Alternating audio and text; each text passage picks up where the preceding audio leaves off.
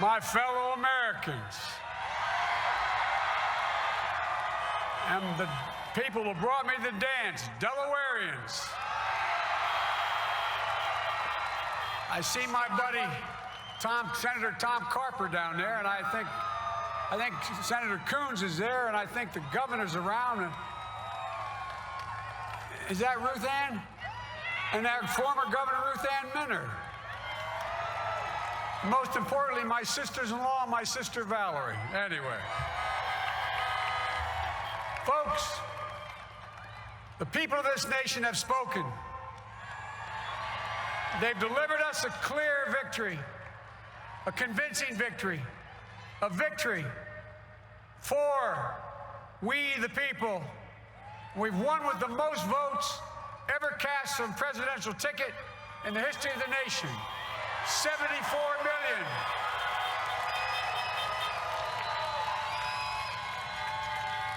What I must admit has surprised me. Tonight, we're seeing all over this nation, all cities and all parts of the country, indeed across the world, an outpouring of joy, of hope, renewed faith in tomorrow, bring a better day. And I'm humbled by the trust and confidence you've placed in me. I pledge to be a president who seeks not to divide, but unify, who doesn't see red states and blue states, only sees the United States. And work with all my heart, with the confidence of the whole people, to win the confidence of all of you. And for that is what America, I believe, is about. It's about people. And that's what our administration will be all about. I sought this office to restore the soul of America, to rebuild the backbone of this nation, the middle class, and to make America respected around the world again, and to unite us here at home. It's the honor of my lifetime that so many millions of Americans have voted for that vision. And now, the work of making that vision is real.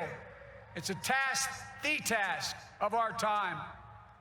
Folks, as I said many times before, I'm Jill's husband.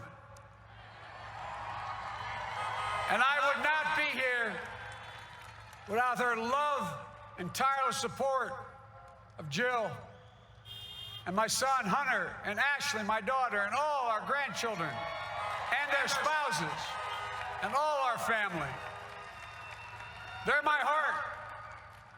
Jill's a mom, a military mom, an educator. And she has dedicated her life to education. But teaching isn't just what she does, it's who she is. For American educators, this is a great day for y'all. You're going to have one of your own in the White House.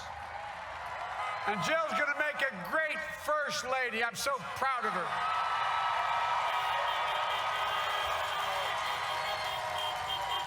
And I'll have the honor of serving with the fantastic Vice President who you just heard from, Kamala Harris, who makes history as the first woman, first black woman, the first woman from South Asian descent, the first daughter of an immigrant ever elected in this country. Don't tell me it's not possible in the United States. It's long overdue. And we're reminded tonight of those who fought so hard for so many years to make this happen. But once again, America's bent the arc of the moral universe more toward justice. Kamala, Doug, like it or not, your family, you become an honorary Biden, there's no way out. All those of you who volunteered and worked the polls in the middle of this pandemic, local elected officials, you deserve a special thanks from the entire nation. And to my campaign team and all the volunteers, and all who gave so much of themselves to make this moment possible, I owe you. I owe you. I owe you everything. And to all those who supported us, I'm proud of the campaign we built and ran. I'm proud of the coalition we put together, the broadest and most diverse coalition in history.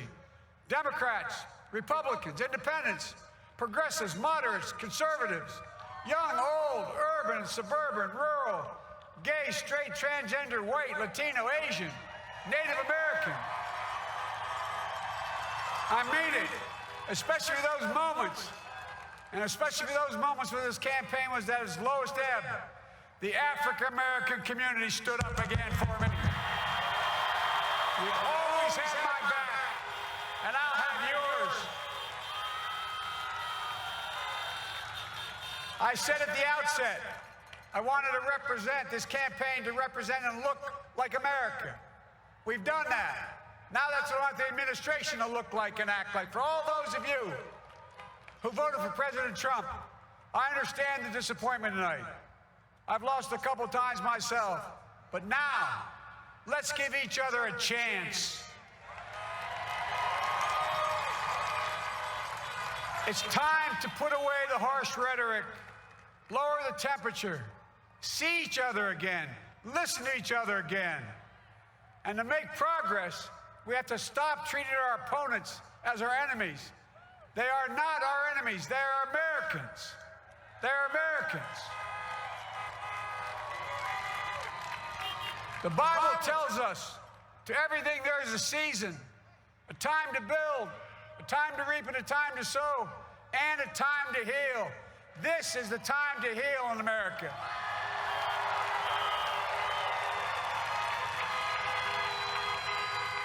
Now this campaign is over. What is the will of the people? What is our mandate? I believe it's this. Americans have called upon us to marshal the forces of decency, the forces of fairness, to marshal the forces of science and the forces of hope in the great battles of our time. The battle to control the virus, the battle to build prosperity, the battle to secure your family's health care, the battle to achieve racial justice and root out systemic racism in this country. And the battle to save our planet by getting climate under control. The battle to restore decency, defend democracy, and give everybody in this country a fair shot. That's all they're asking for, a fair shot. Folks, our work begins with getting COVID under control. We cannot repair the economy, restore our vitality, or relish life's most precious moments, hugging our grandchildren, our children, our birthdays, weddings, graduations, all the moments that matter most to us until we get it under control. On Monday, I will name a group of leading scientists and experts as transition advisors to help take the Biden-Harris COVID plan and convert it into an action blueprint that will start on January the 20th, 2021. That plan will be built on bedrock science. It will be constructed out of compassion, empathy, and concern. I will spare no effort